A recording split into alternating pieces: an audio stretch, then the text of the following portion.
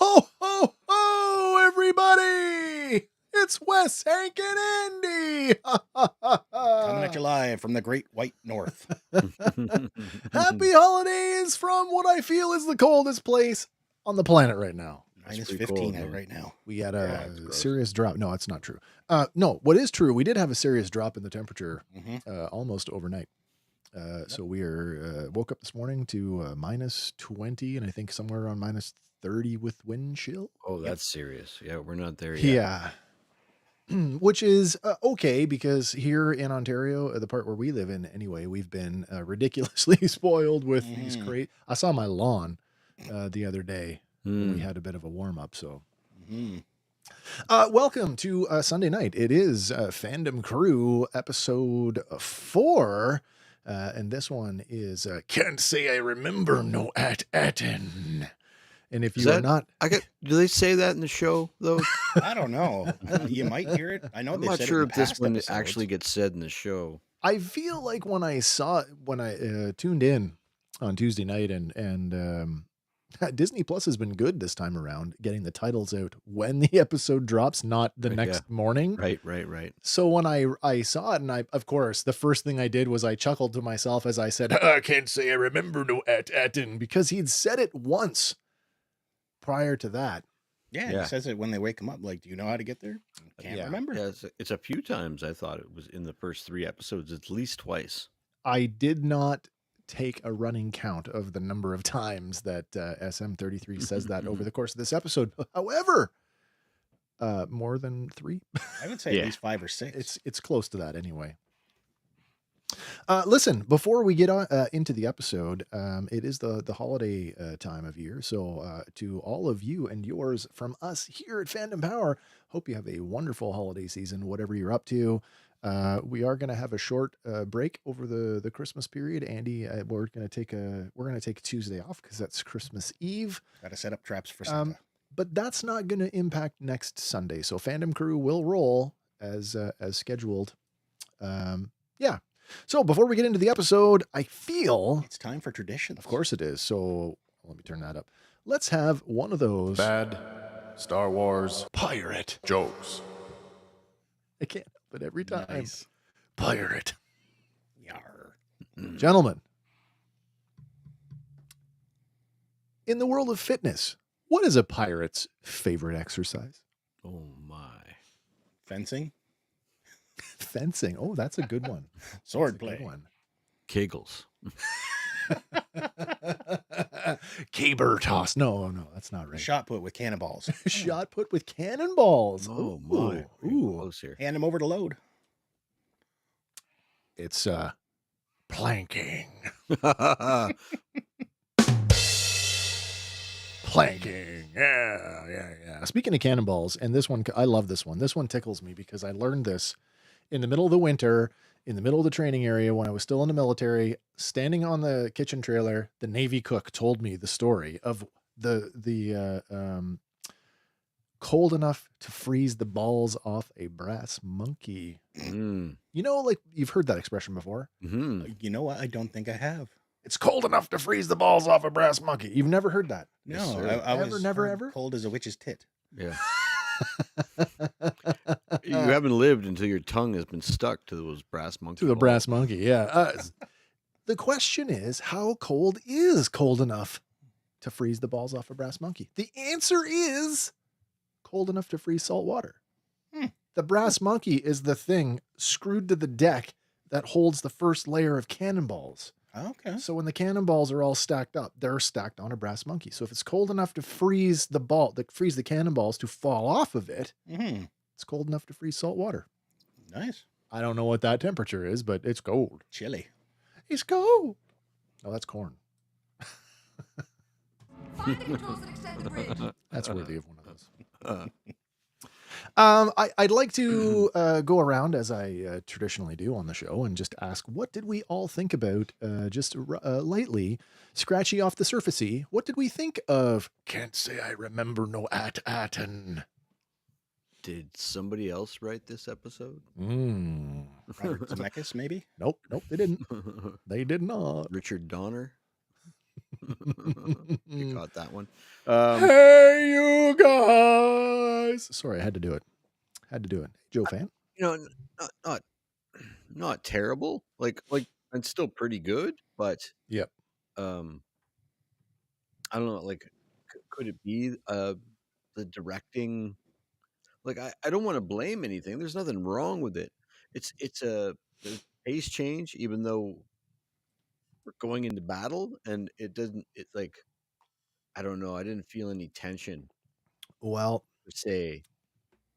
you had said you were eagerly anticipating the episode directed by Yeah, the Daniels I based on did. your love of Everything Everywhere All at Once. Yeah.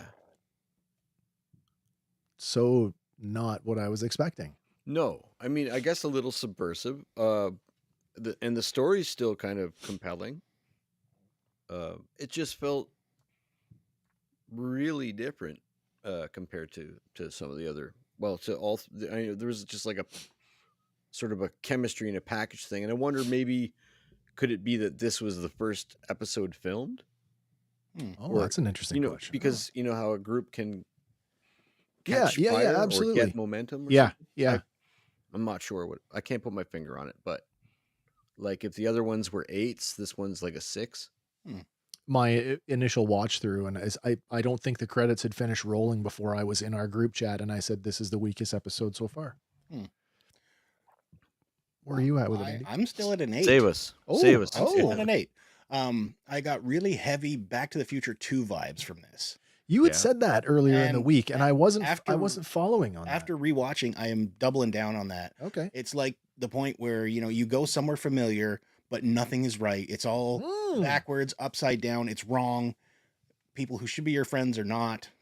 And So you're talking like Hill Valley of the future? yeah, or Hill Valley alternate 1985. Oh, Hill Valley alternate. Where Biff is in Yeah, control. Yeah. Everything sucks and nobody knows a better way. And Neil kind of, when you get to it, he's like, there is an alternate way. It's not this way.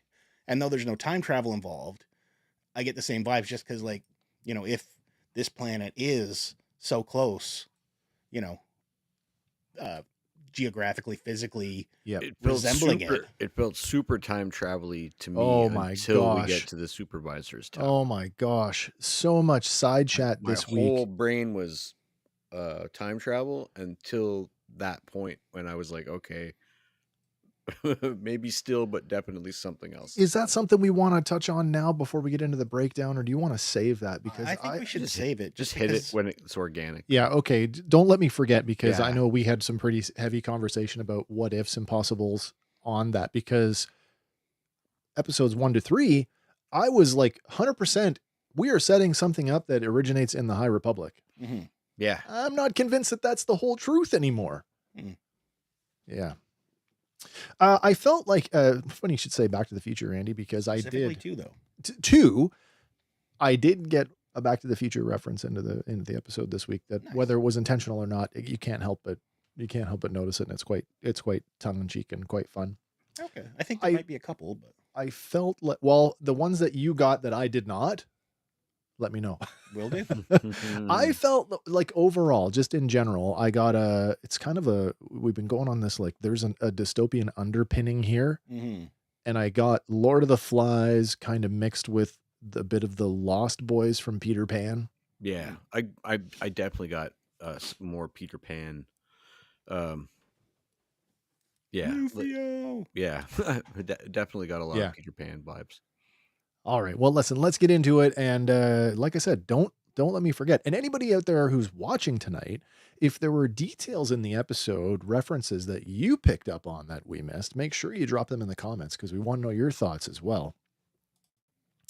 All right. So the episode, it is Star Wars Skeleton Crew. This one is episode 4. It is called, and this won't be the last time you hear it, Can't Say I Remember No Attin. Originally aired on Tuesday, December 17th, 2024. Written by Christopher Ford and John Watts, as the other previous episodes have been. As I said, directed by the Daniels.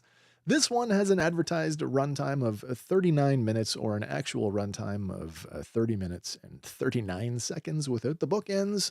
And our episode synopsis this week reads, our heroes face a surprise in a similar setting. Similar is right. All right, the episode opens with the pirate ship. And although, funny you say, we know that it's called the Onyx Cinder, but Yeah. the name has never been spoken in the episode. Not yet. But even StarWars.com is referring it to by name. Well, They're not being ambiguous about it anymore. But we will. Cool. The pirate ship exits hyperspace over an Earth-like planet, and as they approach, the ship passes by several damaged satellites. Judging from the green nebulous gases in the background, I am led to believe that these are the same satellites that we saw in the night sky over at Attin. But seeing as the nebula is not circumferential around the planet, it is fair to assume that only some of them are functional. So we have the same green as we have a partial barrier, but not a full one. As the ship descends through the clouds, the camera pushes in on the cockpit until we're inside with Captain Fern and the rest of the skeleton crew. We get a really good positioning this time, right? Oh, to identify where the cockpit sits. we kind of played. There was a cool photo that came out.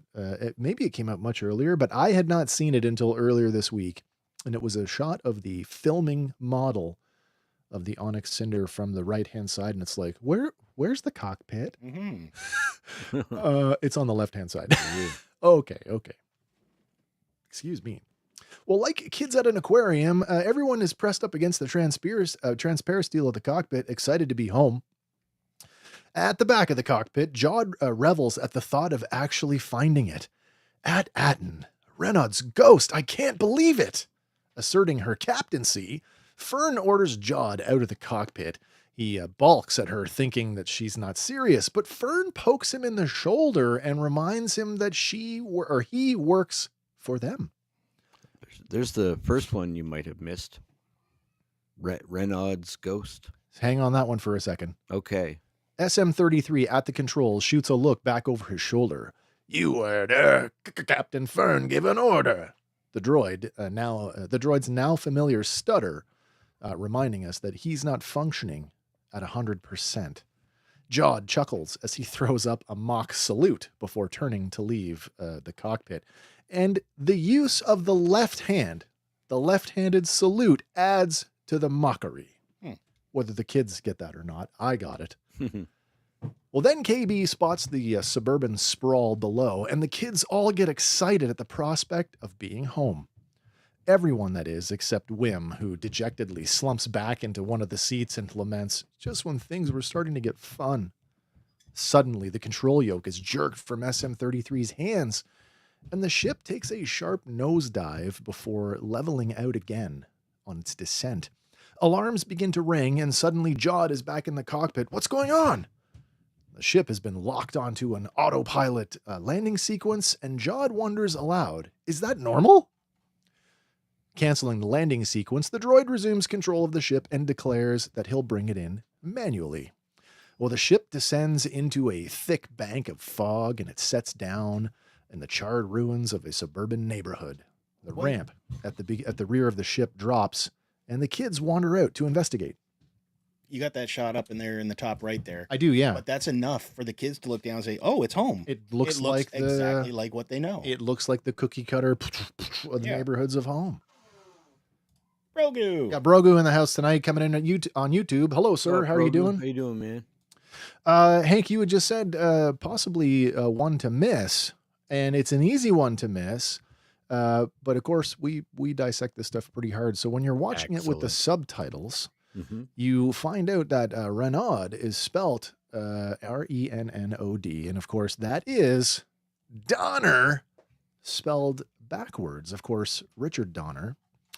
Yeah, it's Richard Donner, undoubtedly a nod to the director, who is a director of fan favorite films like Superman, Lady Hawk, Lethal Weapon 3, which I had forgotten about, and of course, The Goonies, which has served as inspiration for Skeleton Crew. I agree, Brogu. Oh my God. One click at a time, man. There we go. Neil is so cute saying, it's home. He absolutely is. Neil gets a very bright light shined on him in this episode. I didn't realize he had hair. Oh, I did. Oh, really? I I totally never did. picked Yeah. up that he had a tuft of hair up there. What's interesting is, I wish I had it here. We could look at it. Go back and look at the actor. Mm. It's almost like his hairstyle, but blue and big. All right. Well, the kids find themselves in an abandoned playground, and everything is covered in soot and debris. An explosion rings out in the distance, and the kids all look for the source of the noise. Well, joining the kids, Jod looks around as he licks his lips. So this is Attin. Tastes like ashy dust. And he says it looks a lot like his home planet. I just want to put the pause button on there for a second. Home planet. Anybody want to take a guess at that? Is he from one of the 9 jewels? I don't think he's referring to that this being a carbon copy of Attin is like one of his home planet. I think ashy dust is the thing to hone in on here. Yeah. Good. And that's, I mean, 5 years after the Empire, that's countless worlds. True. You know, it's sort of hard to hone in on. We got what was it? It was in this episode. It was, or not this episode, but in Skeleton Crew earlier where they talked about Aldani being Right. a bog world. Yeah. Right. And it didn't look like that in Andor. No, something's going to happen in the Andor season And there's, 2. I mean, and there's also always like, because we're so used to getting biome worlds. Yeah. That, and you get things in Rebels and Clone Wars where you start to get more diversity. Pardon me, excuse me, throughout the a single planet instead of these large, Tatooine or Hoth biomes. Right. So he could just be from a really, shitty city. But also the time in Ahsoka that Morgan went from when Morgan Elsbeth takes control of the city. Yep. And that's part of the planet to when it turns from like a sort of little lush forest world, right, to like into just a a smoking husk. crater. Yeah, exactly. Exactly. It could be countless worlds. I just thought it was an interesting thought, an interesting idea. Like certainly one that fans would kind of latch on to. Like, oh, where is he from? Unless he is actually from another jewel world, That's and the same entirely things possible. happen there, right? Entirely possible. Because we don't know when the other 8 were destroyed. Right? No, you're right. You're right. Brogu says, I don't think he's from one of the 9 planets. If he was, then the buildings and the structures would have been familiar to him. True. I agree with that as well. He'd be so good at poker because he just rings all the names out and there's no. No, you're sort right. of reaction. You're right. But at the same time, the kids don't take him with them, right? So he doesn't go get to see like, oh, there's that building and that building. Yeah. Force him to stay behind, which I'm getting ahead of myself. Fair enough. Okay. Well, Neil points off into the distance as he says, this isn't home. Look. Then together, the kids all run off while Jod stands there telling him, don't run off. As Fern walks away, she orders SM-33 to keep Jod on the ship until they get back. Remarkably, 33 initiates what he calls babysitting sequence, and he calls for Jod to get on the ship in the same way that someone might try to coax a new pet. Here, baby. Come on, baby. On the ship, baby. Don't make me come down there. Which I thought was quite funny. Almost Rocket Raccoon like, who's a good puppy? Are you a good puppy? It was like, it was on the nose, like condescending, like, I don't trust you. I don't know if I like you. Okay, somewhere in an overgrown neighborhood, the kids enter a bombed-out house that looks an awful lot like Fern's house back on Attin, right down to the mural on the wall and the large central staircase. Well, KB points out that it's not safe and the structure is in danger of collapsing. Neil points out that even though this looks like home, it can't be. Citing the large tree that's growing through the floor next to the staircase, he says whatever happened here happened a long time ago. Wim asks Neil if he thinks they fell asleep for 100 years, like the Tales of the Knights. Presumably this is a reference to the story that he was reading on his story pad in previous episodes. I could not find a reference, and I asked around. Did anybody know of an instance of Jedi sleeping or meditating for 100 years? No, just that one dude in the Acolyte. Yeah, and that was And something that was only like for what? like 20 years. Yeah, 20. Fern says this isn't a story, and Neil is saying this isn't at Attin. Wim counters that it looks exactly like it, and KB agrees with that. Ascending the staircase, Fern points out that Kim told them there were other hidden planets like theirs, and KB wonders aloud if this planet was co-founded at the same time.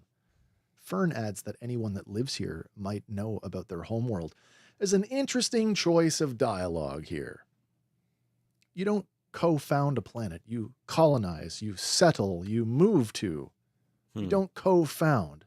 It's almost like reinforcing this corporate machine that we're sort of alluded to. Yeah, like double speak.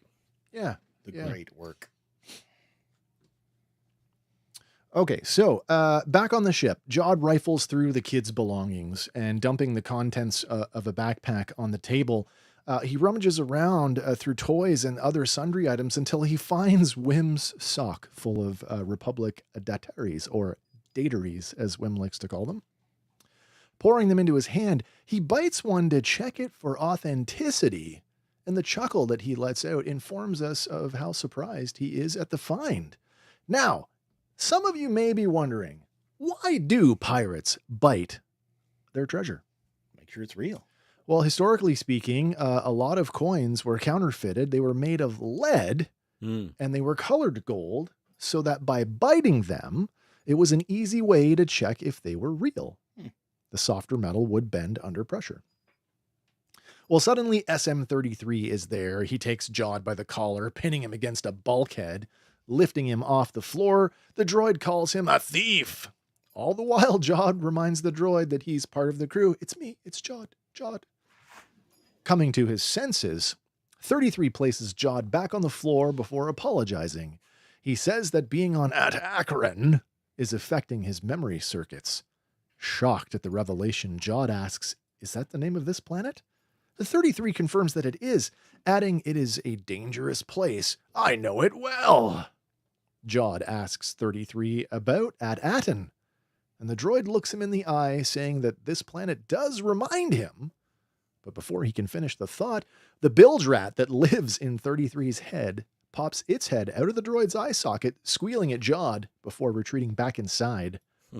With a stutter, 33 utters the now familiar, "I can't say I remember no Attin," and limps away. His movement's even more jittery than usual, while smoke begins to waft out from his head. It's like the old, the gears are turning and you can smell the smoke. Oh my gosh, yeah. This time you can literally see it. Jod clasps the droid by the shoulder and, leaning in, he says, "Let me see if I can jog your memory." One other thing here. Yeah. When he's rifling through the bag, he does get a little hollow puck. Oh, when he yeah. activates it, It's another callback. Another callback to the holiday, to the holiday special. Yeah, another part of the circus. Yeah. Brogu says, "I think the societies on these other 9 planets have somehow been destroyed in war. I think that Attin may be the only society that was successful to thrive and grow without the threat of war." There's an interesting thought around this, and it's something that I've seen other YouTubers talking about.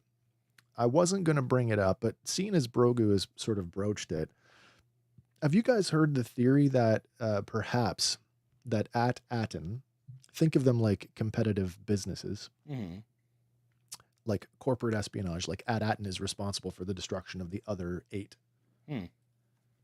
Well, if a droid is running the place, like we assume, I know. that would be a logical choice to eliminate Seriously. your competition, Well, right? that's what I mean. Like, hey, if they're out of the way, we get all the business.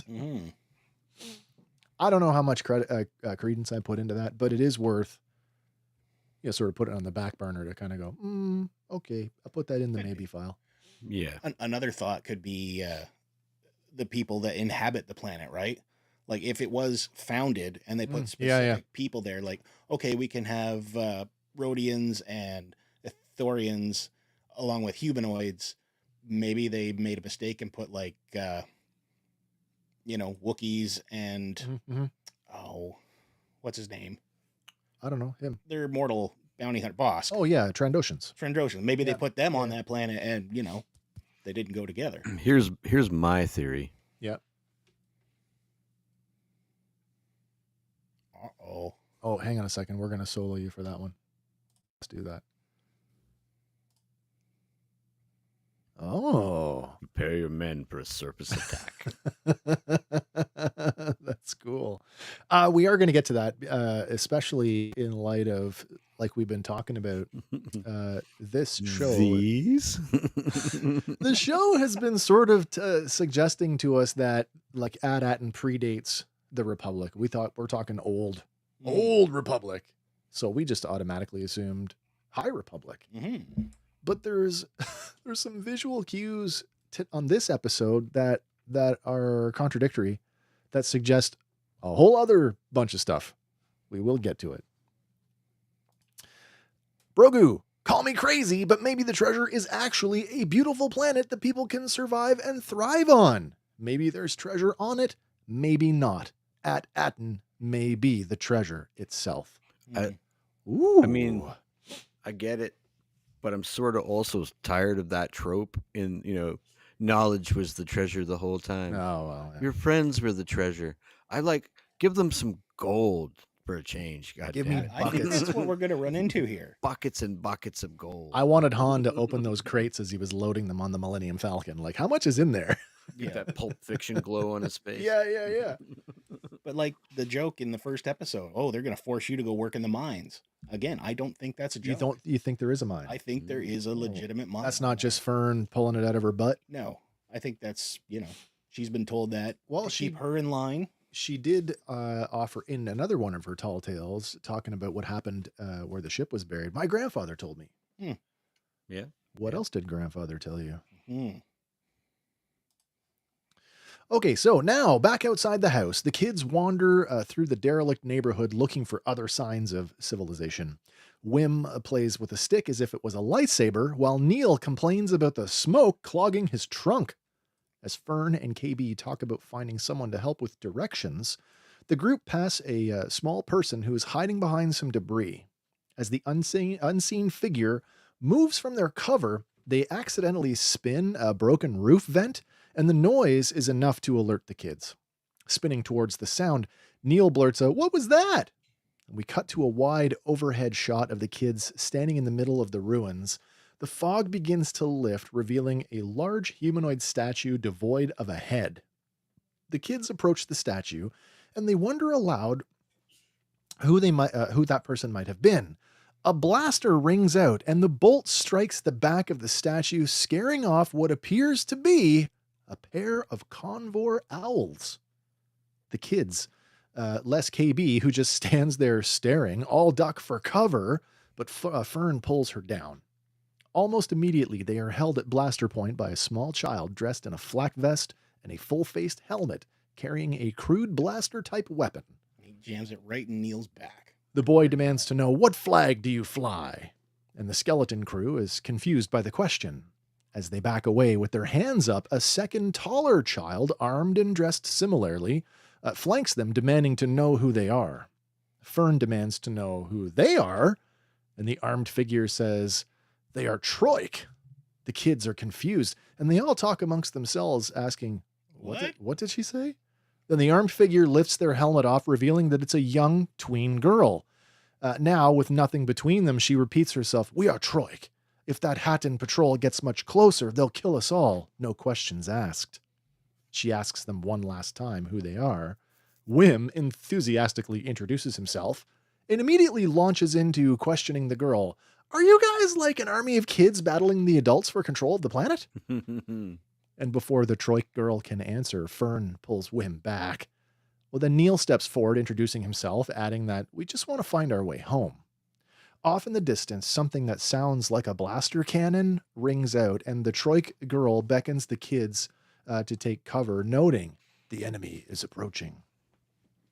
The kids all take cover inside a burned-out school tram as a patrol of Attin soldiers marches past. The column is led by a standard bearer carrying a tattered red flag, and it's really unfortunate because it's not flying. We see the Troik standard, but we never see the Attin. What's their symbol? Mm-hmm. The column is led by a standard bearer carrying a tattered red flag, but right behind it floats a repulsor tank, not unlike the Trade Federation AAT, and it appears to be commanded by an Ithorian. As the vehicle passes by, the camera sweeps over the Hatton forces. All of them are armed similarly to the Troik kids, and they wear a mixture of military helmets and flak vests. Inside the tram, the Troik girl uses a mirror on a pole to watch as the patrol marches past. In its reflection, she notices a collection of Eopes. Some are bearing large horns, and folding up the mirror, the girl looks to Fern and tells her they must slip away. Having safely evaded the patrol, the Troik girl dons her helmet and she tells the skeleton crew she can take them somewhere safe, and she beckons them to follow her.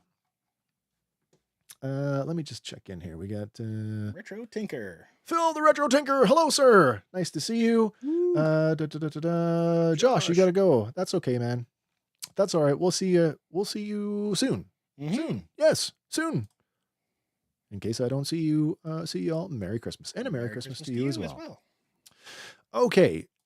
So this kind of gets into our. It's unclear if the Troik and the Hatton are native to Akron, and their dress and weapons only confuses the situation because we see Vietnam era flak vests and helmets, very much like we saw in Rogue One, which plants that firmly in the Rebellion era of Star Wars. Mm-hmm.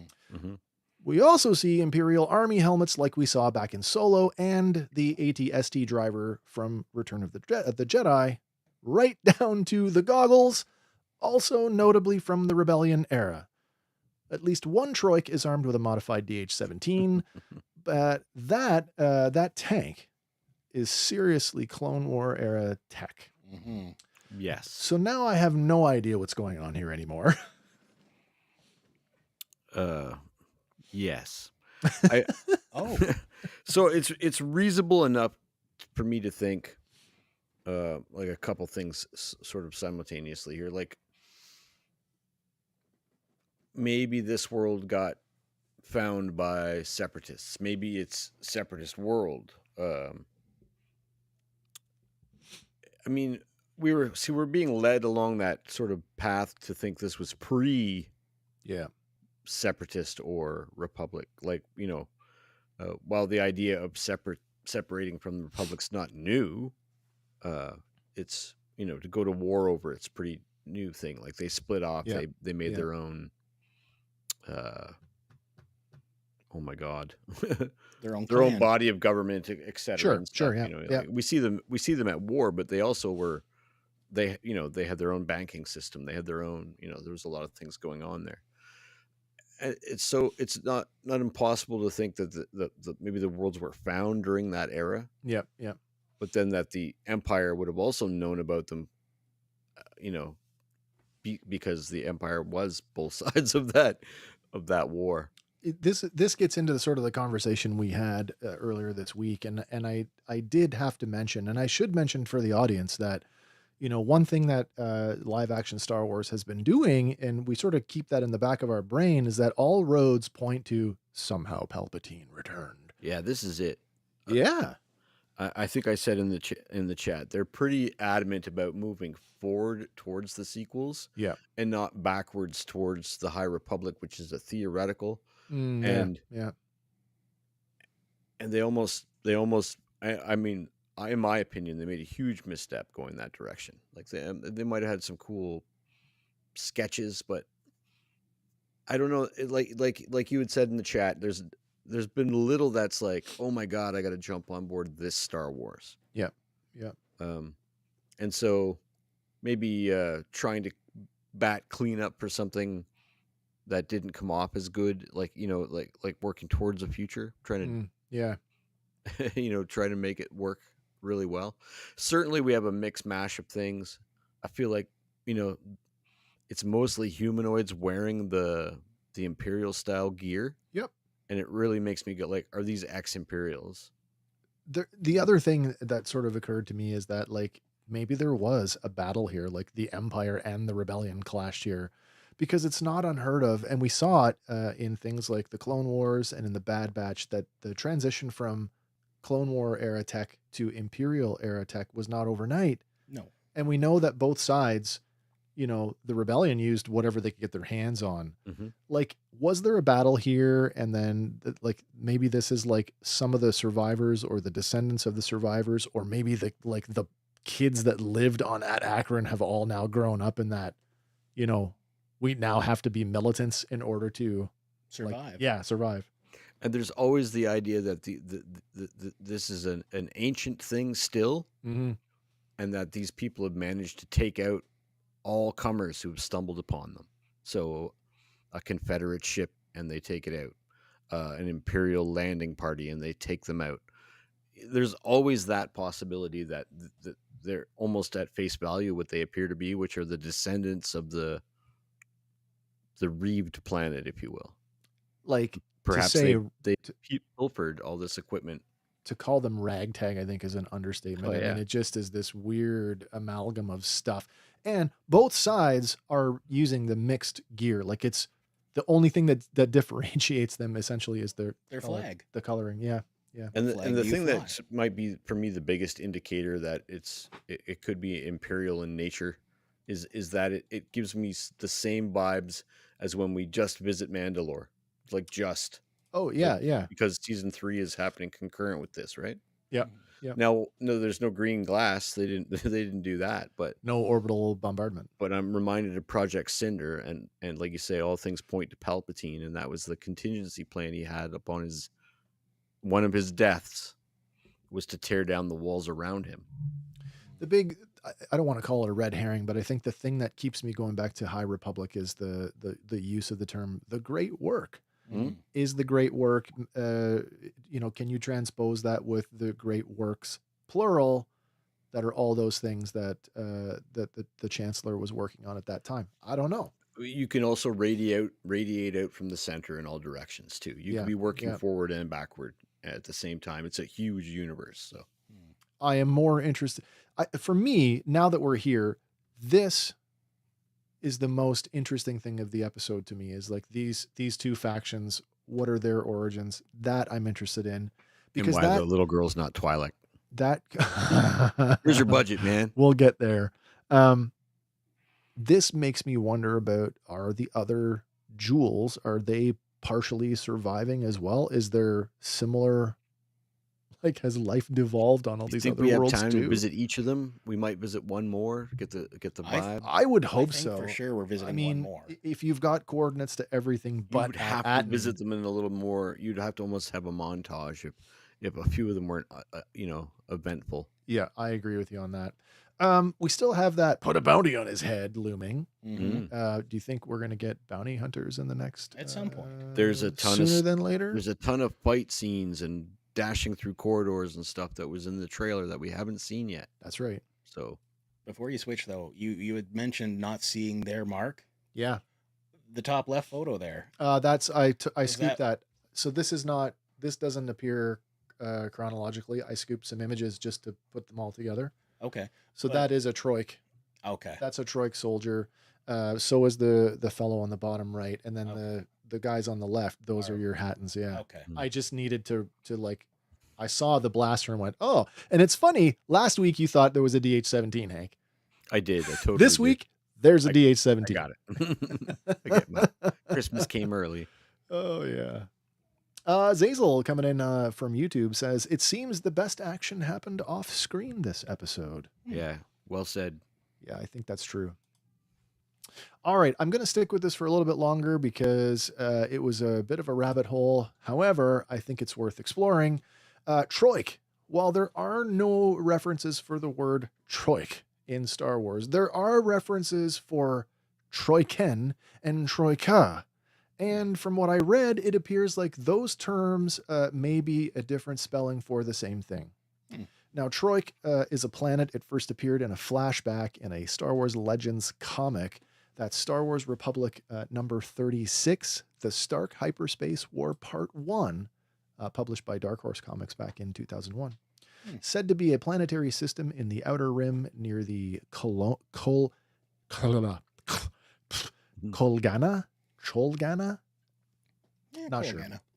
Tuma and the Drongar systems.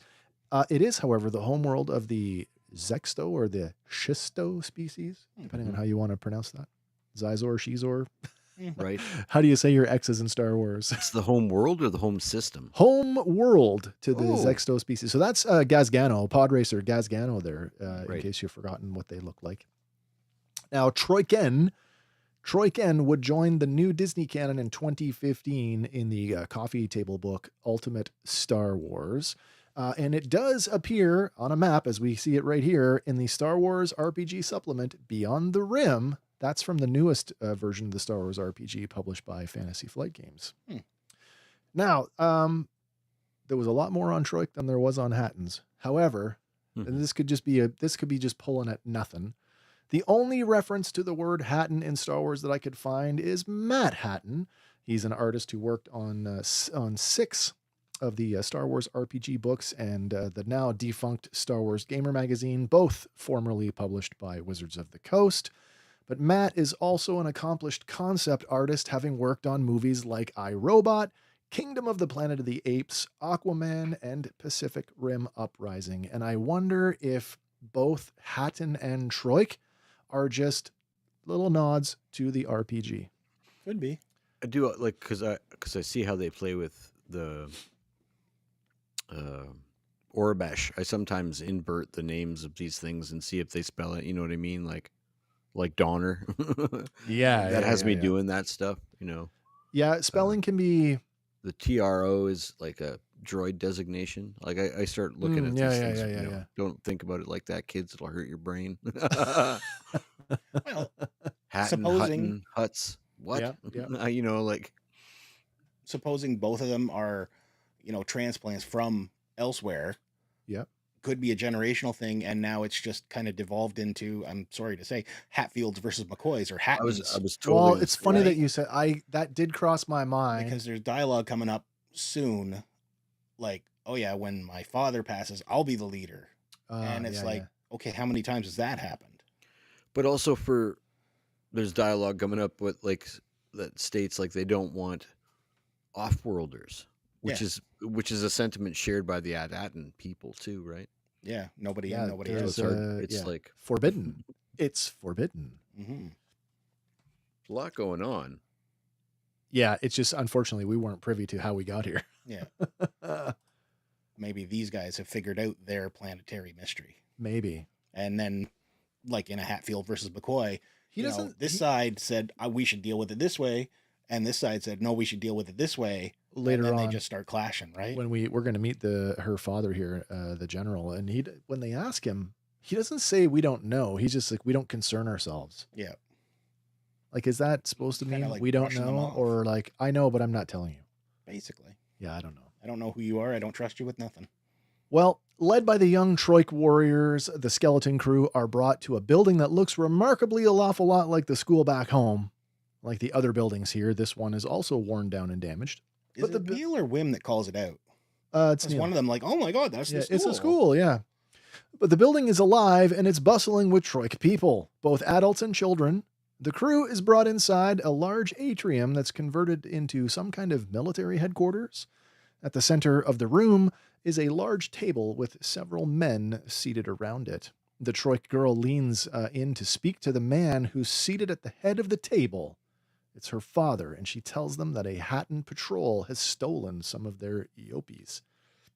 By the way, according to StarWars.com this week, the Eopes that we see here are an offshoot. They are not the same Eopes from Tatooine.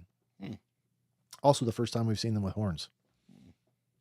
The Troik boy orders the skeleton crew, on your knees, kneel before General Strix, the leader of the Troik and what he calls the one true leader of Akron. Kneel before Zod, another Donner reference. The Troik boy, sorry, I just read that. The boy introduces the skeleton crew by name. Fern climbs to her feet, adding that she's a captain, and is quickly shoved down again. General Strix rises to greet them. Because Fern called herself a captain, he presumes that they too are warriors. Neil shouts, "We're just kids!"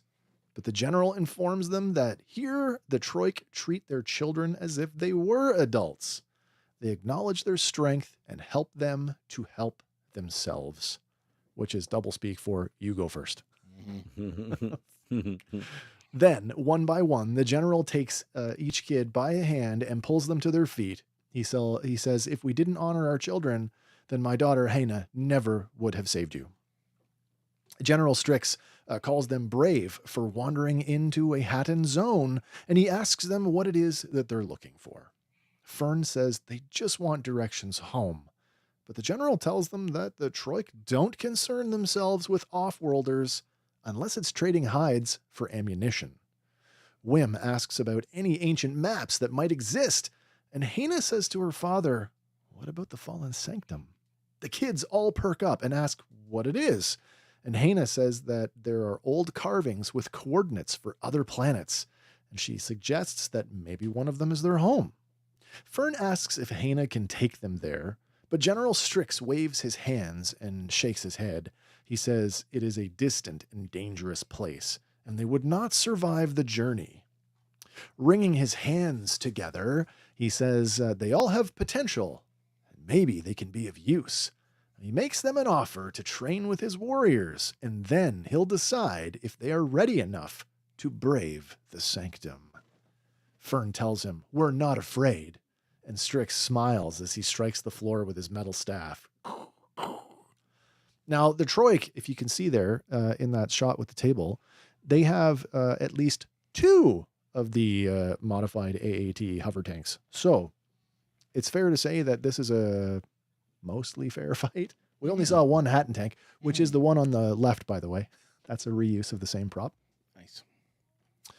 The descriptive audio, when they walk in, they say this is the same room they take, or the same layout as where they took their exam. Test. Yeah. I got the impression that this was actually a different building because the ceiling is domed, and I thought, oh, it's that dome.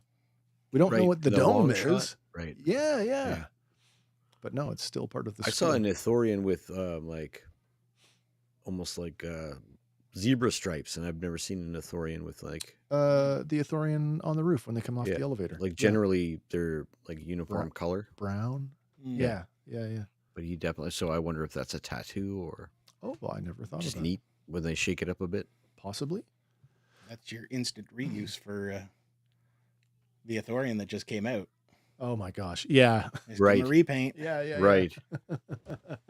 All right. Hena. That's our Hena is played by actress Hala Finley. She has 15 acting credits across television and film. Notably, she played Emma Burns for 69 episodes of Man with a Plan.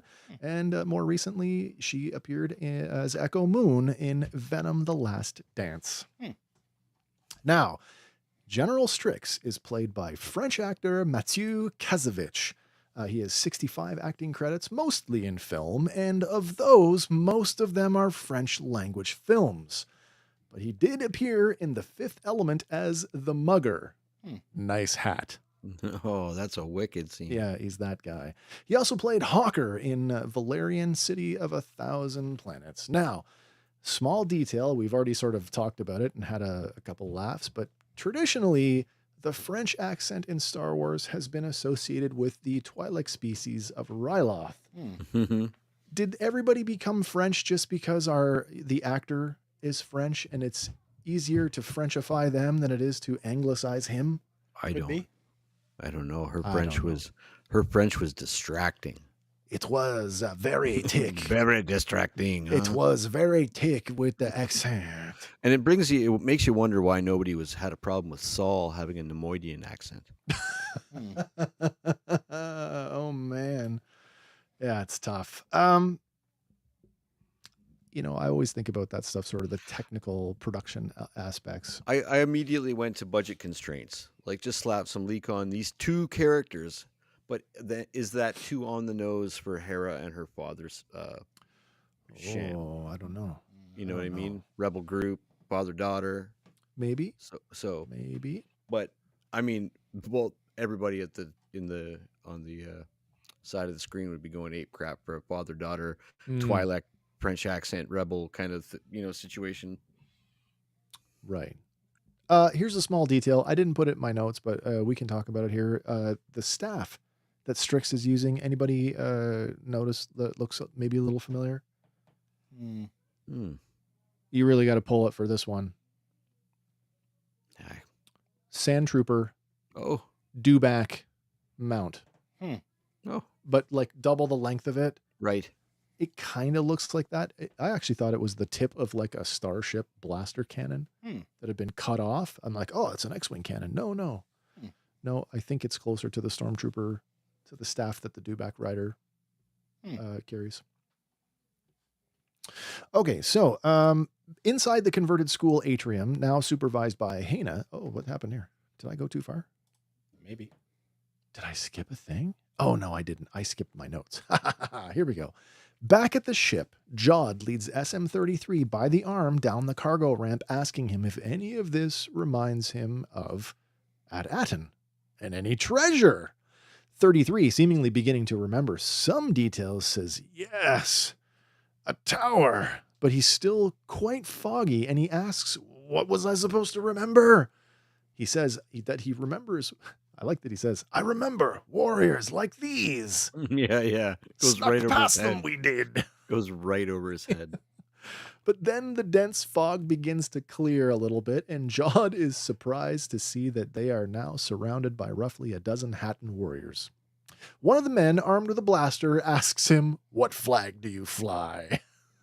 My God.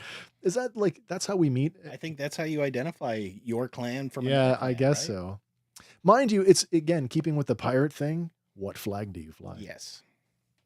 Jod raises his hands over his head before dropping to his knees and sarcastically says, you know what? Just shoot me. Which has already become a huge meme in political circles. Just shoot Everybody's me. just posting that. Just shoot me. The man with the blaster. I don't know if you guys noticed this week. That's Stephen O'Young. The reason we've heard that name before is on Skeleton Crew. He is our performance artist for Pirate Captain Brutus. Oh, cool. Double duty. Getting a little FaceTime. Just like Lateef Crowder did on The Mandalorian. Inside the converted school atrium, now supervised by Hana, Fern uses one of the Troik's improvised blasters to shoot at some empty cans. She misses the first two, but then manages to hit the third. Hana orders them to move. Then Fern, KB, and Wim all run down range, Fern teasing Wim as they go. Neil wanders over to the low wall of sandbags, and he lays down a short blaster rifle. Looks kind of like a blunderbuss. Hana says, your friends are hopeless, as Wim's laughter and blaster shots ring out from the other end of the range. Neil sighs, yeah, I know. Hana questions Neil if he wants to join them. He tells her, no, not really. Hana calls him wise, noting that these weapons are weak. Then, with a smile on her face, she clasps him by the shoulder. Come, I will show you something bigger. And the two of them head off, Hana dragging Neil by his trunk. I do love the blaster fire as it goes across because it kind of reinforces like the quality of the weapon. Oh, that it's improvised. Like it's just like a little. It's crap. Yeah. Whereas like with your stormtrooper, you get a blaster bolt. A fully cohesive. Yeah, and this is just like a trail of sparks going behind it. How much Tabana gas does it take to charge one round? I don't know. Well, we cut to the roof of the school where the two of them step off an elevator. The rooftop is bustling with people going about their day. The entire roof serves as a makeshift tent village. Kids run and play while others hang out their laundry. Stepping over to one of the tents, Hana tells Neil to claim his daily ration, and the two of them are served bowls of gruel. Neil remarks how different it is here and asks Hana why they're at war. Hana tells him that the week before, the Hattons had stolen a herd of their Eopies. She says they may stink, but their lives depend on them. She says that in retribution, they will raid the Hattons to recover the animals, and in doing so, burn down their granary. Hana remarks that the older Troiks say that with each generation they grow weaker, but when her father dies, she will be the one to lead them to victory. Neil spots two young children sitting just outside a shanty. It's barely an A-frame lean-to with no ends on it. The kids stare intently, and it's not clear if they're staring at Neil because they've never seen someone who looks like him before, or if they're staring at the food in his hands. I think they're staring at the food. At the food. Because one thing that kind of pops up this episode, all the species and different types of people we pass by are all the same style that we saw on Attin. It's true. It is true. Right down to the new furry green looking thing, like Runa's species. Yeah. Brogu says, Neil is thinking, she's touching my trunk. If only she knew what that does to me. It's okay. It happens to the best of us. Getting led by the nose. Neil goes to offer them his bowl, and the kids gladly accept it and dig in. Standing a few feet away, Hana watches the scene unfold, and she flashes just the briefest of smiles before calling Neil's attention to what she wanted to show him. Using a hooked tool, she hand cranks a gear on the roof, causing a metal dome to open and a capital ship-grade turbo laser to rise up into firing position. It's huge. Mm-hmm. Apparently, everybody just has access to it.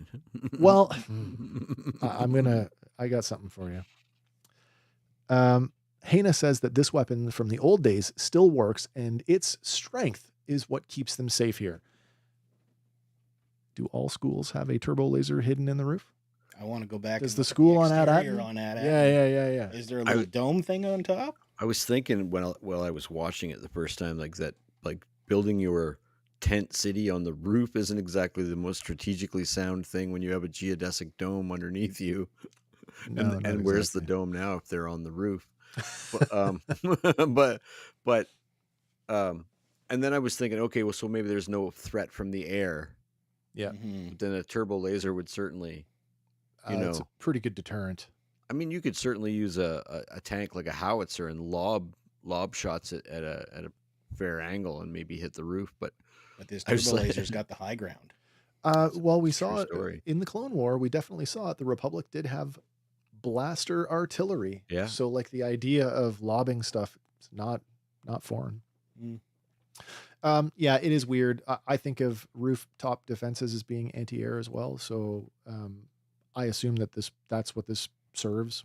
Anybody that shows up, shoot them down. But even the Gungans had catapults.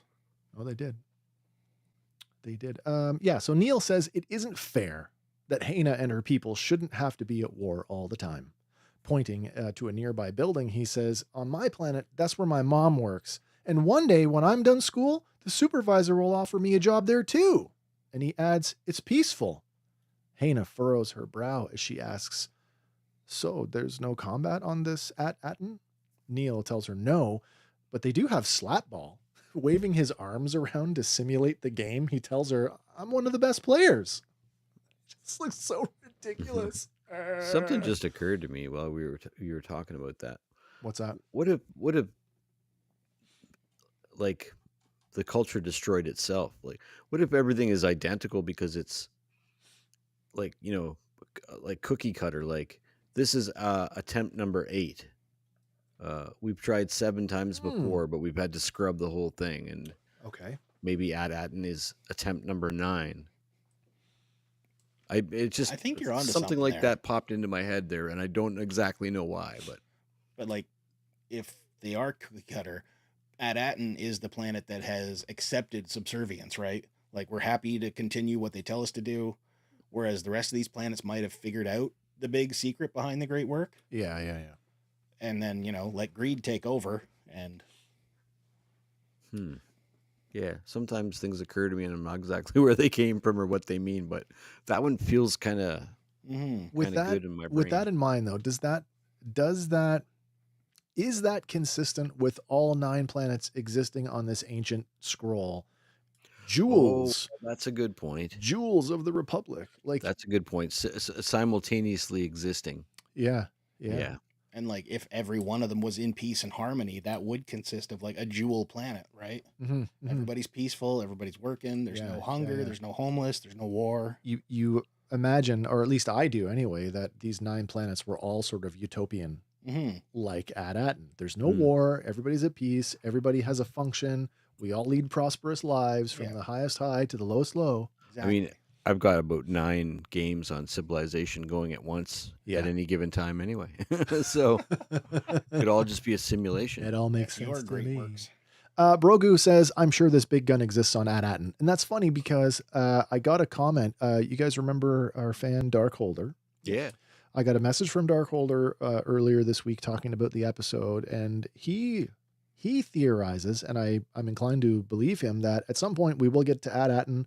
The pirates will be hot on their heels, and this gun on Attin will be the thing to save the day by shooting the pirate ship out of the sky. We'll see what happens. Neil, by the time you get out of school and ready for the job market, unemployment will be at an all-time high because all of the jobs will be sent to some other planet. Even Star Wars outsources. What do you know? All right, so where am I at here? 16. Let's move ahead. Yeah. Noting how ridiculous he looked, flapping his hands, Hannah cracks a smile and she says, "You must be a very weak clan." Neil sighs before climbing up and taking a seat on the low wall surrounding the school roof. "Yeah, you're probably right. We never have to fight." Hannah takes a seat beside Neil and she tells him that they always have to fight just to survive. "We fight for food. We fight to protect our friends. We are strong." Neil says that fighting is bad, and if they keep raiding each other, do you think it will ever end? Sheepishly, Hannah lets out a soft yes. Clearly, Neil's words are affecting her. Neil says if it were him, he would just apologize to end the fighting, adding that he gets too scared because I'm from a weak clan. He quickly dismisses what he just said, and he tells Hannah that, "Oh, you shouldn't listen to me." Neil tells Hannah about the one time he was in a fight. It was with his little brother over a protractor, and how in the end he fell on the credenza and sprained his trunk. Poor Neil's trunk is taking a beat in this episode. That's after the kid brother jumped on his head. That's true. Hannah smirks as she asks, "Are you serious?"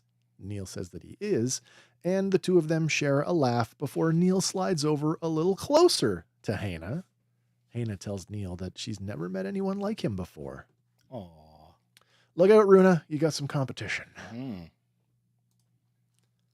Back in the atrium, KB bullseyes 3 cans on the range, and both Wim and Fern are amazed. She's a crack shot, by the way. Wim holds... Back to the Future much?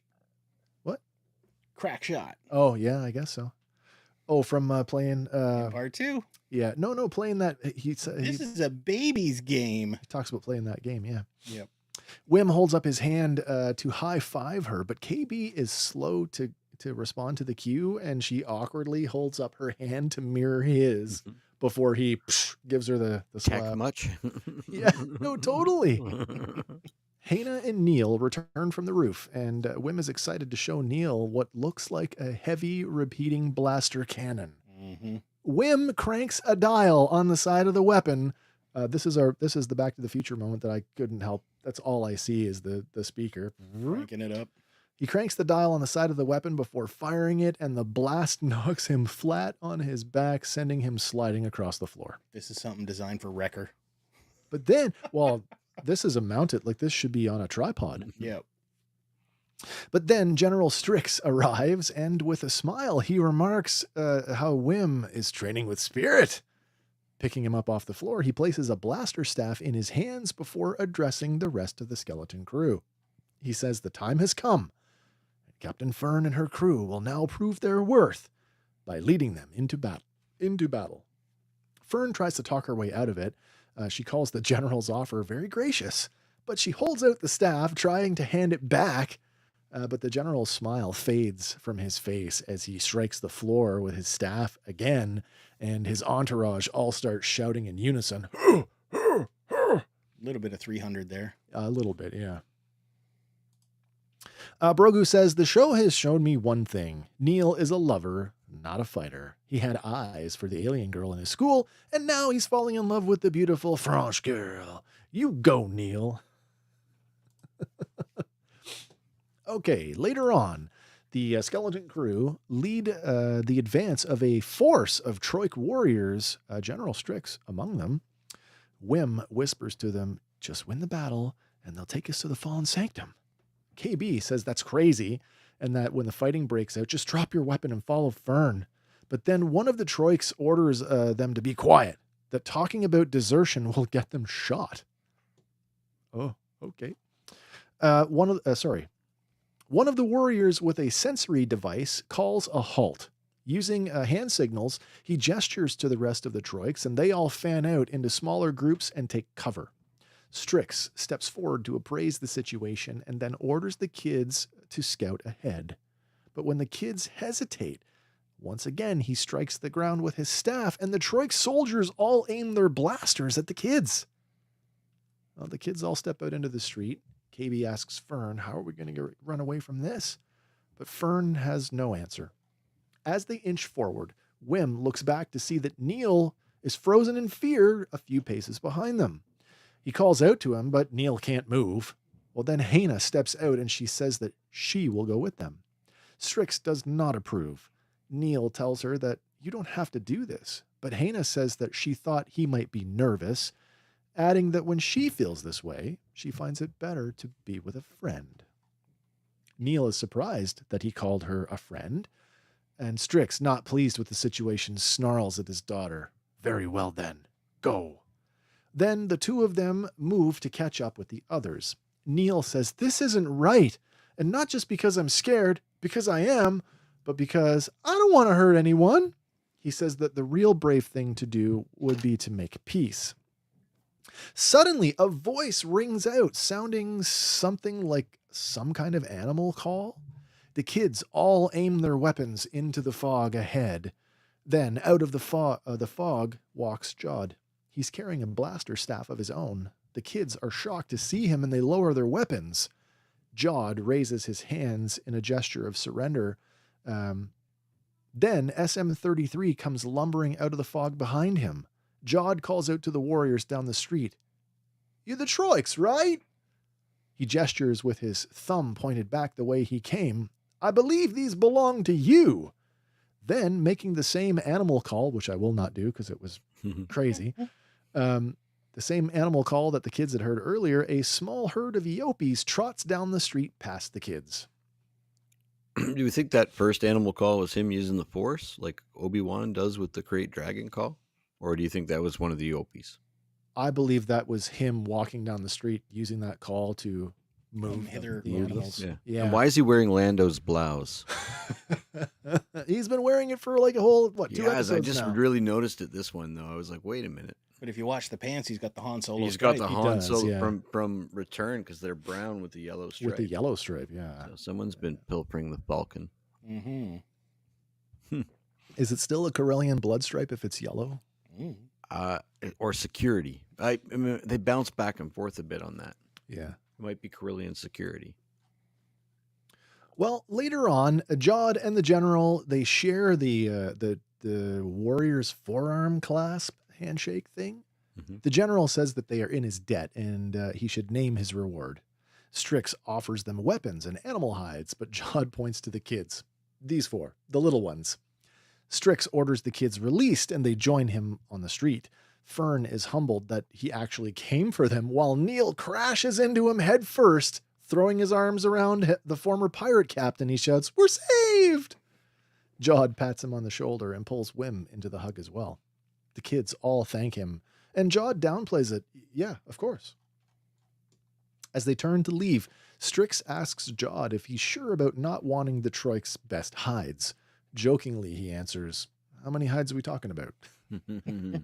Hannah tells her father that they have proven their bravery and says that she will show them the way to the fallen sanctum. And General Strix nods approvingly. Along the way to the fallen sanctum, Jod explains how he came to find them. He says that he was surrounded by Hattins who told him that the kids had joined up with their sworn enemies. But they like a good bargain, and with a few Republic credits, he was able to buy the entire herd from them.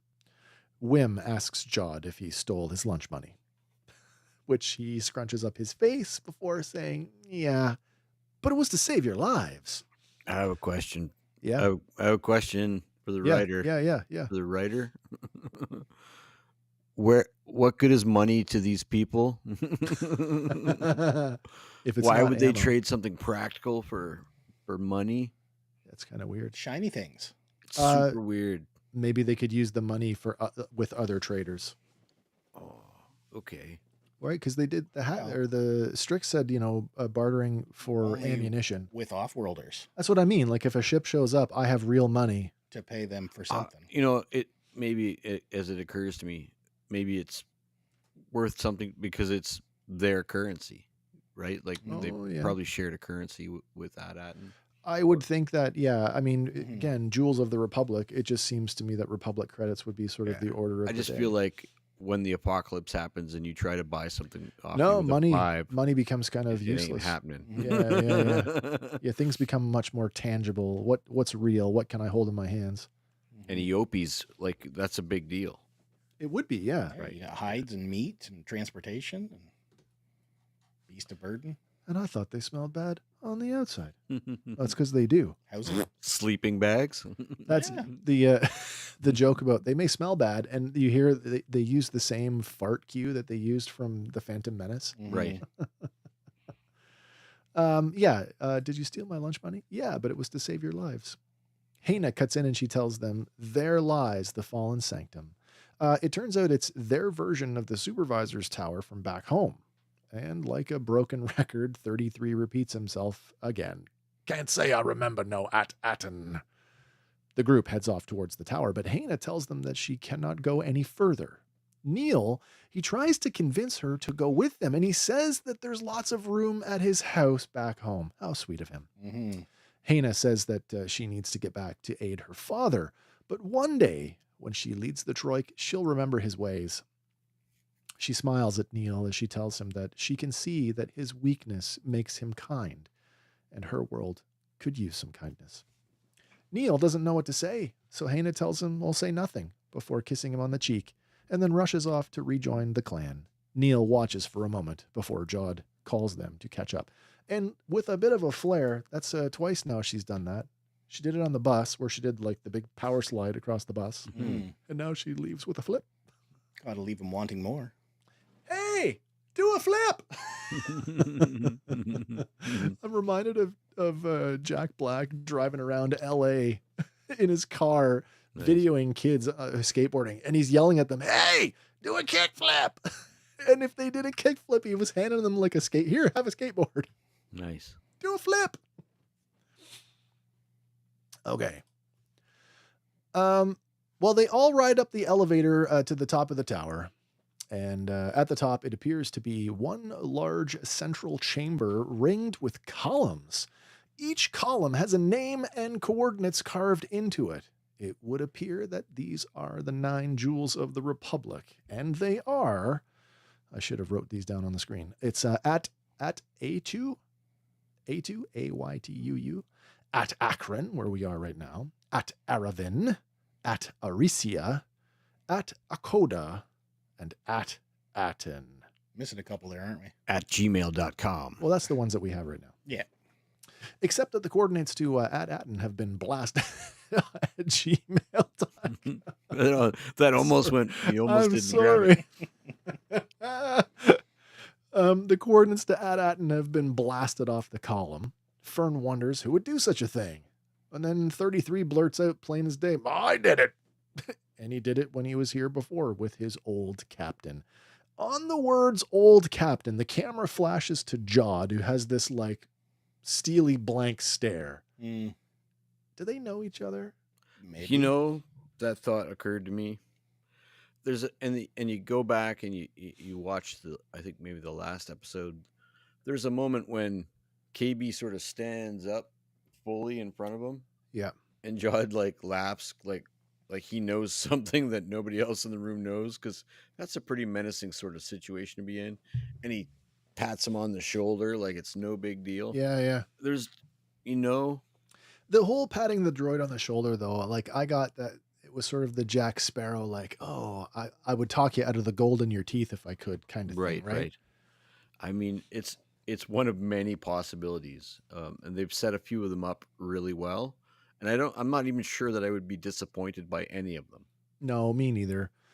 It's probably not likely that they have any recognition, but I wouldn't be surprised. Like, to me, it just all seems very tropey, like pirate tropey. Mhm. So it's like, this is a familiar story to Jod, even though the players might be different. Yeah. And going back, like, Jod at arrival at this planet is like, oh my God, it's real.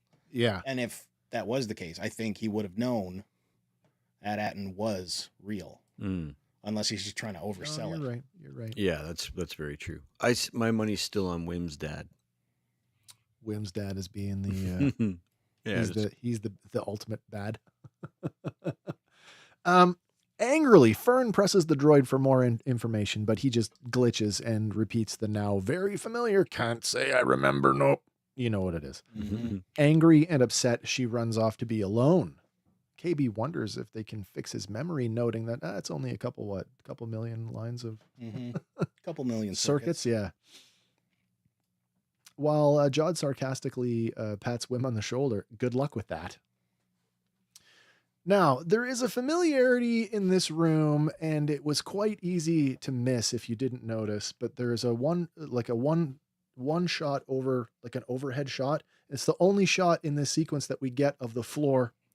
And you can't help but notice just how much it resembles the henges that we saw both on Cetos and Peridia. Oh, there's the columns, by the way. Sorry, I guess I did write it down.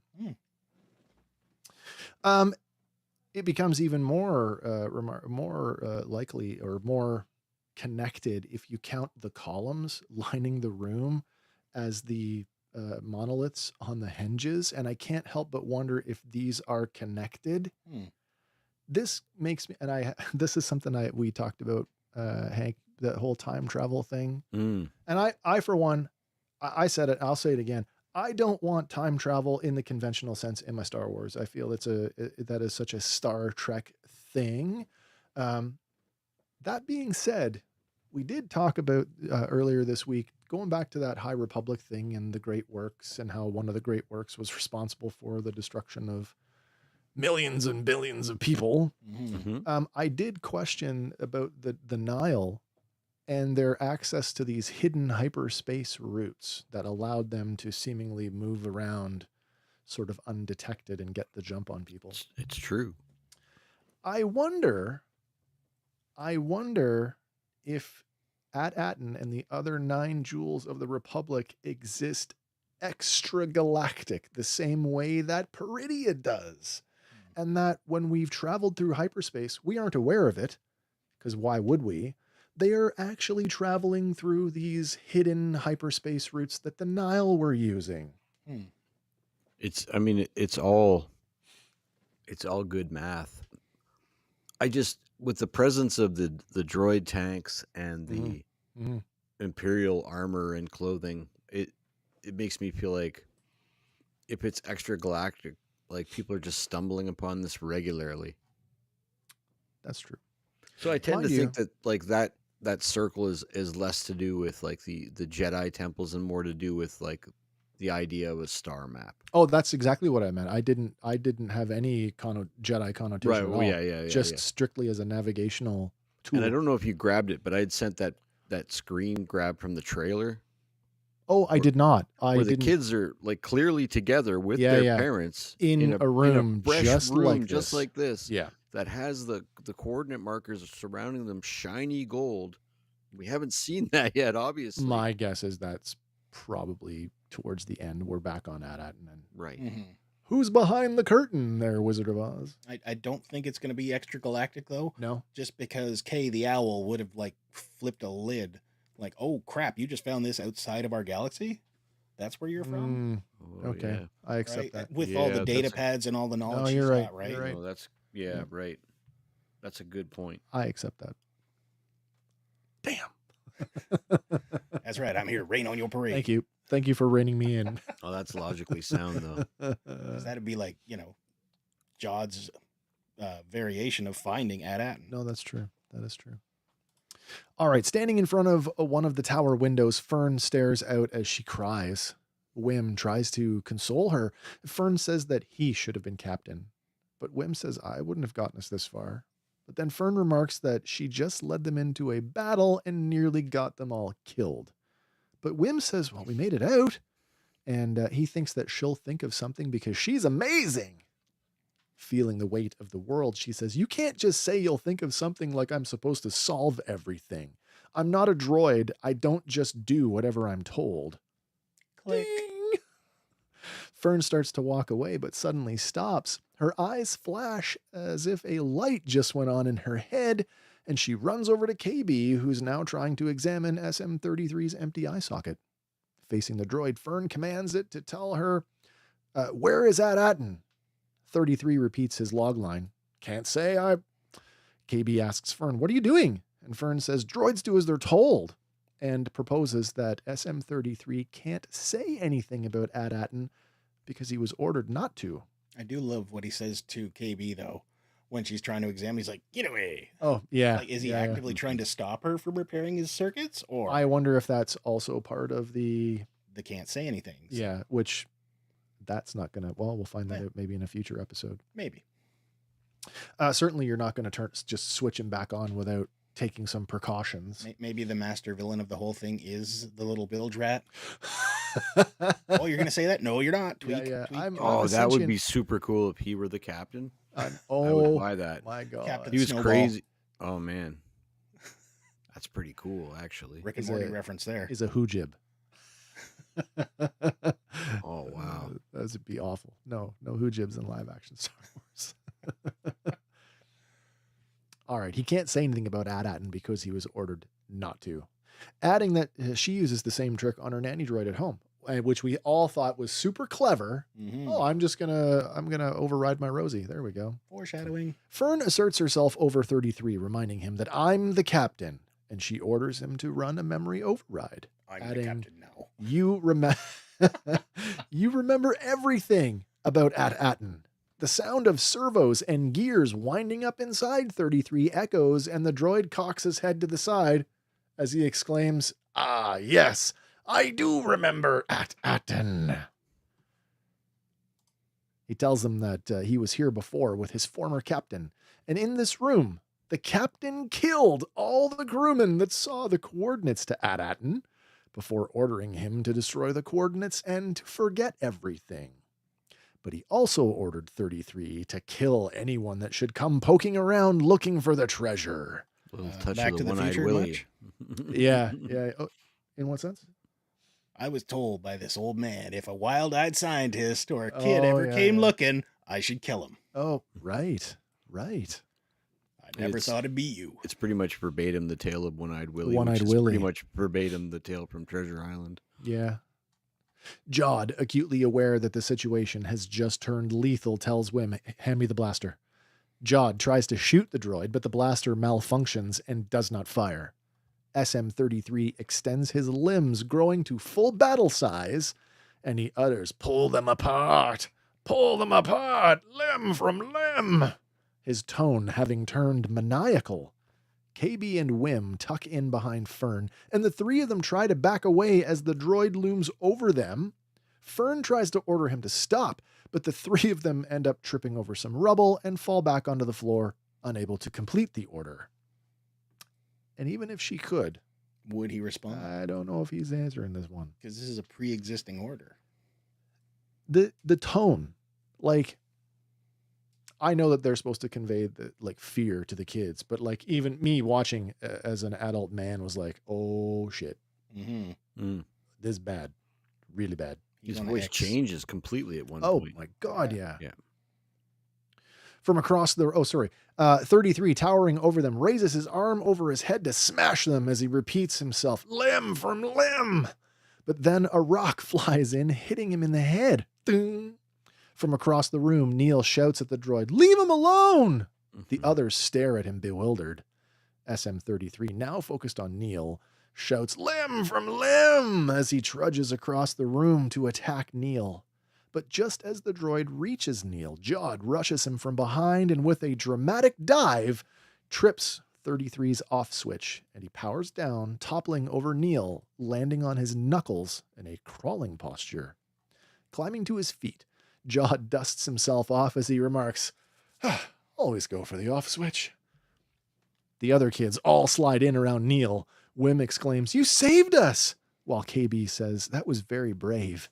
Neil stutters as he lay there hyperventilating, and then promptly passes out. And there is our other Back to the Future 2. At the end, where Marty comes back like, I'm back. And Doc just, boom, passes out.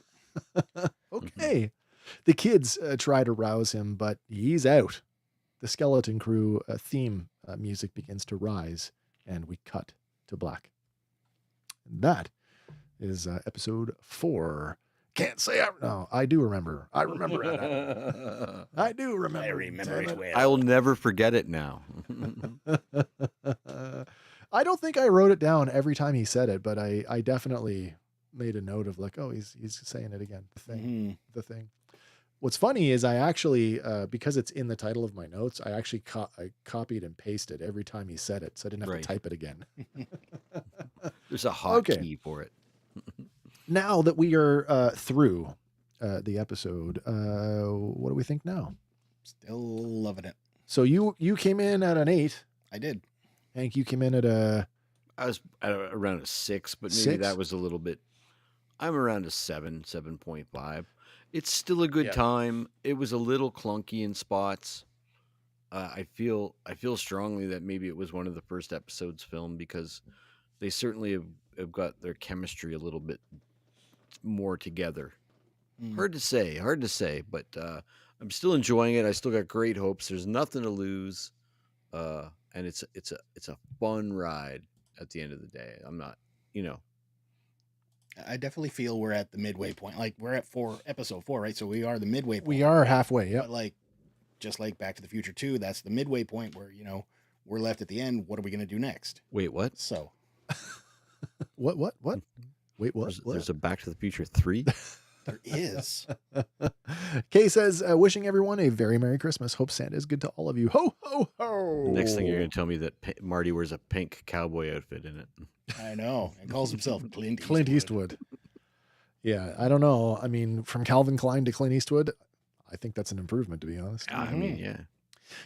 So like I said, first watch through, I immediately hopped on our group chat and was like, this is the weakest episode of the 4. And if I had to quantify it numerically, I was probably sitting at like a 4. But, and there's always a but with me, you know me, Star Wars apologist that I am.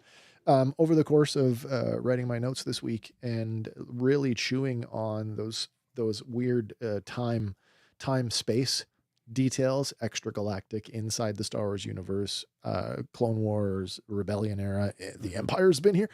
That stuff, right? Which I think is part of the larger mystery that the show is trying to tell us, kept me in and deconstructing it microscopically as we do. Here's the funny thing: is that we talked more about sort of Easter eggy details and their connotations about this episode. Yeah. And most of the other stuff we talked about during the other, not that we didn't talk about that stuff, but a lot of it was just gushing about how good it was. Yeah.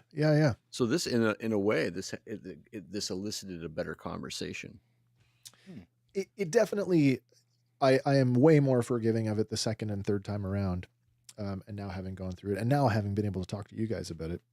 Super cool that 33's on the inside too. Like that's a dope little kind of writing trick. I like that. Now that we've we are, as we just said, at the halfway point, let's talk about predictions for the next episode, or what we think might happen. Like I just said, you're not going to switch him on without taking some kind of precautions. Whether you're going to 3PO him, take the head off, take his arms and legs off. He's a torso. So they're gonna follow. I don't know. So Brutus maybe put a tracker on them. What do you think about tracker? That's a good one. I like that. So they're gonna maybe they just could So maybe the pirate's gonna end up at Kim's place. We all don't want to see that place get trashed or her hurt. Maybe that's lift the stakes a little. Bounty hunters on your tail. Listen, safest place may be not to leave these worlds. I keep saying it. Right? I don't know if I've said it to the audience, but I mean, this show is interconnected with all of our other current live action Star Wars. Yeah, so you had made a point and I'd countered it. So I don't know. You're right. And I said, wouldn't it be something if shows up bounty hunting them? But you had pointed out that he's only taken New Republic jobs. I mean, that's kind of what he said, but then we faded off into the sunset. So who knows? Let's connect that one right now. on the planet with Kay. It was New Republic guys. It that absolutely were was. Yeah. chasing them off. So could So they? could they then say, we got some runners. We need you to catch them. Oh, so Sending you have, Mando to Kay, so we don't have the pirates interact there. She's safe, and basically he gets wind of the secondary bounty. I like the idea that now we have multiple bounties, which adds a whole new layer of conflict because we can have Din Djarin in the employ of the New Republic show trying up to save the kids and actually help the kids fight off Vane, who he's already encountered, and whoever they hire, because he's still got score to settle with him. There's an opportunity here to bring in another Star Wars bounty hunter. There is. Would you want another bounty hunter from, say, Empire? Maybe. I would love to bring see in Fennec Shand again. I'd like to see like a. She's working as Boba's number one. True. I wouldn't mind Dengar and Bosk. Honestly, I would love to see that in live action. Now that they can do. Now that Bosk just wouldn't be standing there breathing. Oh, I know. Now that they can do some cool stuff with that. That's right. Yeah. I think the Dengar aesthetic is awesome, and that they lean into it a lot with this stuff. They leaned into that aesthetic a lot with Morgan Elsbeth's human warriors. They leaned into it a lot with the Mandalorian survivors. Yeah. That kind of, wrap, like a physical wrapping around a hard armor is just a cool aesthetic. And I would love to see those two chumming around, even for a few minutes. Do you want to waste cameos? I don't know. I mean, they're not doing nothing. They're very active in the comics. I don't want a cameo for cameo's sake, by the way. I don't want that. Right. Yeah. I think it has to work. Multiple bounty hunters. So multiple bounty hunters. Yeah. Din Djarin coming in on behalf of the Republic, trying to save the kids. And maybe, I mean, it's a long shot, but what if Cad Bane came in on behalf of the pirates? Well, here's the other thing. If you're giving us back Cad Bane from, hit Cad Bane's return, beep, beep. And then we could set up a real nice duel for them. If you're an underworld and you're operating outside the New Republic and you're able to hire bounty hunters, those bounty hunters aren't necessarily going to be under that jurisdiction. Mm-hmm. So I'm thinking, is there even a guild anymore? Is it when you do something like put a bounty on their head, you become a target for every single person in the outer, like in the underworld? Yeah. Like you don't need to be registered or with a guild just anymore. Whoever shows up with it could be just then first all one the to pirates prize, could right? be after them for the same. I'm here to claim the bounty. Right. And you get that in One Piece, which is like just yeah. Because I can't see Brutus mobilizing the entire thing unless he has somewhere to go specifically. Like bounty hunter, go give me a location. Like the pirate fleet. Yeah. No, I hear you. You tell me where they are, we'll show up. Right. I mean, we're getting tracked to Attin. Yeah. That's probably where it's all going to come to a head. Strategically, as Jod, or do you wipe out the other coordinates, like right now? On the other columns. Right now, like because someone's coming. If they're going to find you, they're going to track you here, rather than just someplace esoteric. So, like maybe same idea. Leave a little. Yeah, leave a little. And certainly pirates are coming, because we did see in the trailer him yelling at the kids, a bunch of pirates are going to come through that door. Right. And bloodthirsty, murderous pirates, I think was the line. That was the line. Yeah. We've seen there's a few things from the trailer we haven't seen. So mayhem action. I think the kids escaping from a few traps was in the trailer. So close calls. I'm enjoying the ride for what it's worth. I'm enjoying the ride. We're 8-episode series. We're halfway there. So this would be like end of Act 2, maybe, or we think that's where we are. I think so. Act 2. Two I keep using the 3 act play sort of. Yeah, then we're in the middle of like Act 1.5. Yeah. It just usually Act 2 ends like on a black key. Right.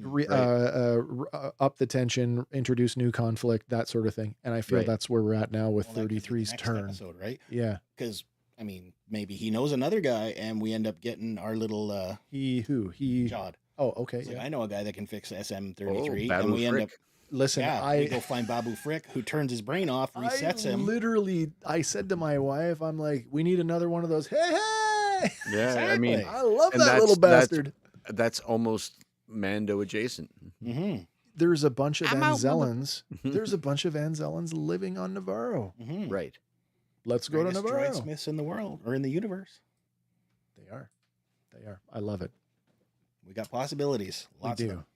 Listen, we just mentioned at the beginning of the show, I just want to remind everybody that Fandom Crew will continue next week, Sunday night, in its regular time slot, 6 p.m. Eastern. For those of you who like to tune in on Tuesday nights, we are taking a break this Tuesday night for Christmas Eve because I don't want to be awake when Santa comes. Mm-hmm. I don't want to be awake. You guys got anything you want to... You're going to be awake because we get another episode. I know. What do you mean? Don't we get an episode Tuesday? Oh, we do. I'll be watching. I'll be early watching Christmas. That's true. That's true. But I will be. I'll probably have an adult eggnog that night. Nice. As I watch my Star Wars. I'm gonna go hit some What If, as I haven't done that yet. Oh yeah, my gosh, it's out now too. Did that come out now? It's new episode Today daily. is the day. Oh, I'm excited. Mm-hmm. Why did you have to tell me about that? I don't know. Ha Oh, God, I just caught. I said to you guys earlier. Anybody who's a fan of stuff, as we are, the first three episodes of Creature Commandos is out, Mm-hmm. Nice. and it's a wild ride. I'm really liking it. Nice. Very good. Oh, Also, and- since we don't have a Tuesday, I don't know if there are any other My Hero nerds out there that watch our show, but they just announced My Hero Vigilantes, which is a spin-off manga. It's getting an anime April in 25th. April, and I'm like, I can't wait for that stuff. That's been Exciting my jam times. lately. And you know what else we didn't mention tonight? Nope. It's a Star Wars show. Yep. That Superman trailer. Oh yeah. I'm not gonna lie. Super good boy. I got a little tear. That, and I don't want to say that that's the best thing of the God, no. of the trailer, but Can you isolate me for a sec? yeah, I don't man, know of if you course I guys can. see this.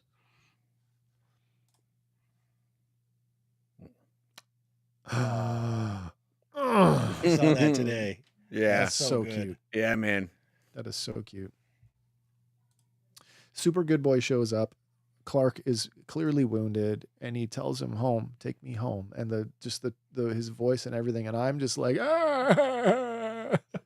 James Gunn has said it's going to start right in the middle of the action. Oh my so gosh! we Yeah. don't need no crash land from Krypton. No, this is not an origin story. So, Feet and first, jump in. I had heard someone saying that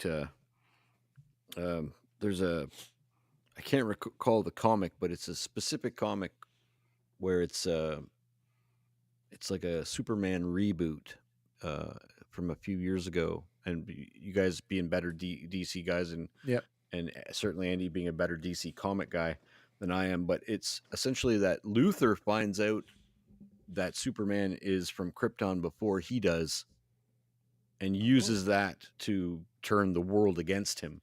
Hmm. And that's certainly what we sort of see. He's getting pegged in the head with, and we've never seen Bottles that in a and cans. Superman movie where he's the bad guy or perceived like, well, he was feared. We saw the U.S. military point guns at him. well, that's true. He did get a little bit of hate when he walked into the trial in In Justice League, or or- Batman v Superman. Batman v That one. Superman. Yeah. When the wheelchair guy explodes. There's the notion that, and I hate to say it because it was such a horribly done character, but Maxwell Lord might be controlling other heroes, and that's why we see Mr. Terrific and the Green Lantern doing something that looks like they might, in fact, be setting Superman up. Mm.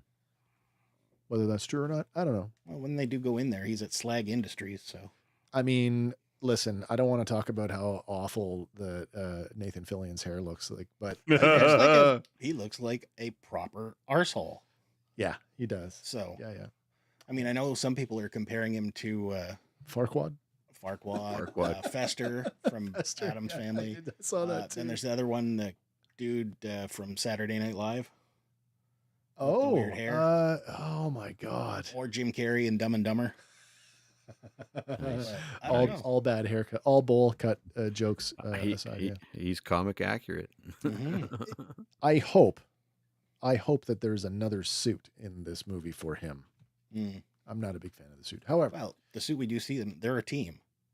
oh yeah, that is 'cause a they're- team suit. They're 'cause they're all like- wearing the same. Yeah, they're black and all white. which looks good on Mr. Terrific because that's his color scheme anyway. Yeah, so we could be looking at like a Justice Society or something. That's kind of what I thought, Justice Society, which will not be the same Justice Society that Aldous Hodge's Hawkman was a part of. No. Any reservations I had about the Superman suit are gone. And I was never a big, I wasn't too hung up on the suit to begin with, as long as, spirit and essence of the character are there. And that trailer, when it started off, and I mean, the subversive font, music. No. Yeah. The font comes up and I'm like, that's the 78 Donner font. Mm-hmm. And then the John Williams music reorganized on electric guitar.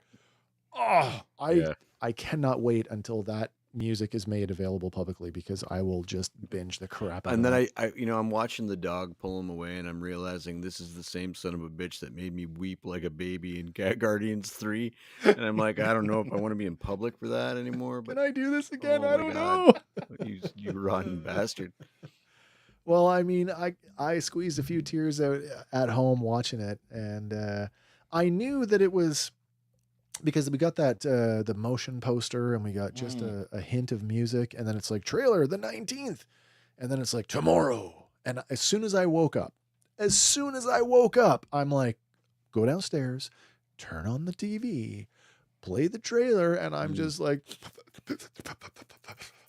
I'm so in.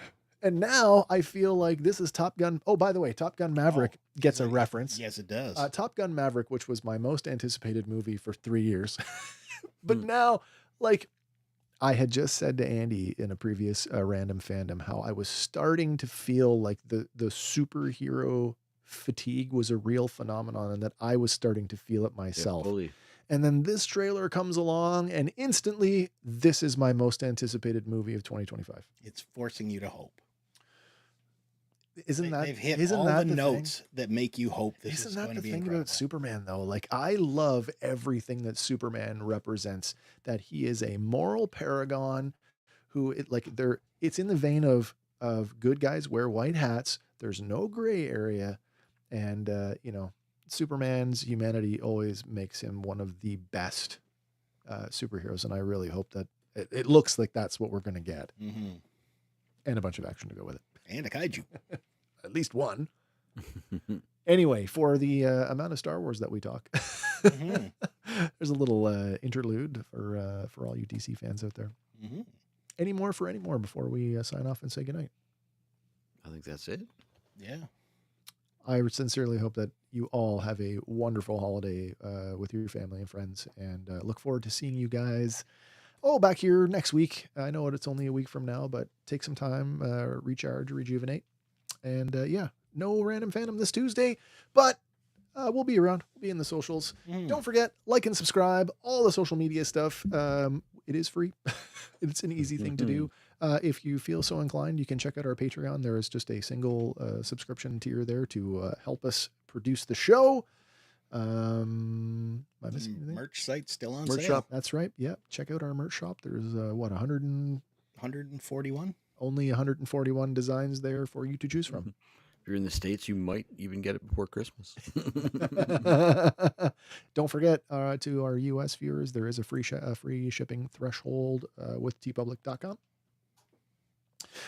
Sean, happy holidays. Thank you, sir. Hope to see you soon. And as always, remember, everybody, whatever your thing is, fan on, everybody. And for Fandom Power, my name is Wes. I'm Andy. And I'm Hank. And we'll see you on the next one, everybody. And bye for now.